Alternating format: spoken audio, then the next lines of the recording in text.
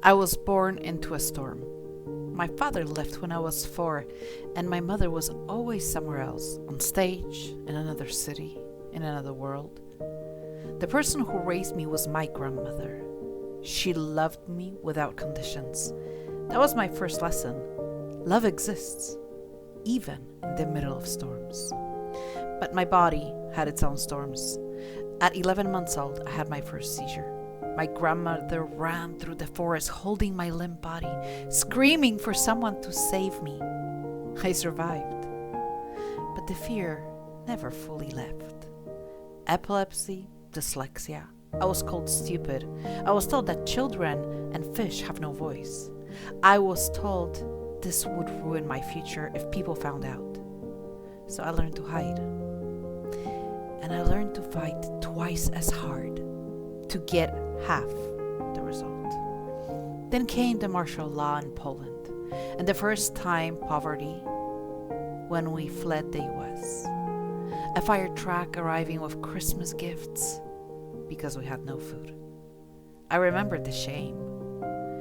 And for the first time, I had a new pair of jeans instead of bags of black secondhand clothes. At 18, I was back in Poland. I thought I had found love. I thought this was my way out. It wasn't. Violence, control, fear, abuse. The nights were long. I didn't know if I would survive till the morning. And then Patrick was born, my son, my light. For the first time in my life, I thought, life finally is giving me something back. He was the happiest little boy. He was 16 months old and he fell asleep. And then he never woke up. I held his body as it went cold in my hands. For 2 years, I did not live. I had no memory of that time besides that my skin hurt. My eyelashes hurt and even breathing was too hard. I tried so hard to end my story. But one thought stopped me. If I disappeared, my mother would not survive it. So I stayed. Not because I was strong, but because staying was the only choice left. I rebuilt. University, education, new beginnings. I became a mother again. Twin daughters. Got married. I mean, how wonderful is that, right?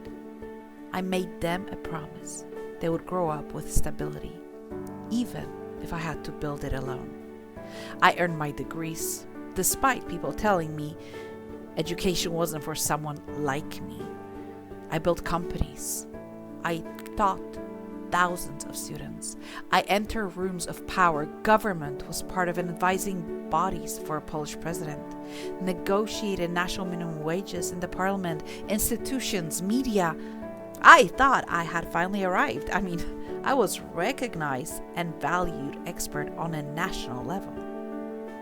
Then the government changed, and the storm came back from a direction I did not expect. I was blacklisted, silenced, warned that speaking my truth would cost me everything. I chose integrity, and I paid for it.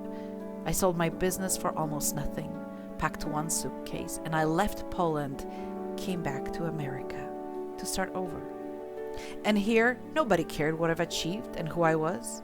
Nobody cared about governments, institutions, or 15 years of work in my 15 years of aging experience and European Union commissions. I was invisible. I thought being a US citizen will be different. I cleaned houses, separated hangars at a warehouse with convicts. I started again from experience. And at this time, this was on my side. My ego was bruised, and I knew deep inside there has to be more to life. I studied neuroscience, brain health, pulled from top-level leadership experience.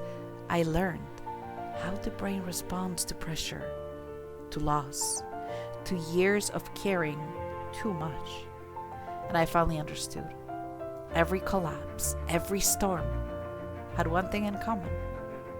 I was strong on the outside, but I had never learned to feel safe on the inside. That's when the Your Brain Coach D was born. Not a brand, as it was a response to my life. Today I work with women in leadership, speak on stages I could have only dreamed of. Women who are strong on the outside and exhausted on the inside. Those who want more out of life with less stress and numbers. Women who want to lead with clarity, integrity, and joy. I don't teach motivation. I offer regulation and brain health. And I don't promise perfection. I help with clarity, resilience, and choice. The truth is, no storm lasts forever. No darkness is permanent. You are not behind. You are not weak. And you are not failing. You are in the middle of your own journey. And you will thrive.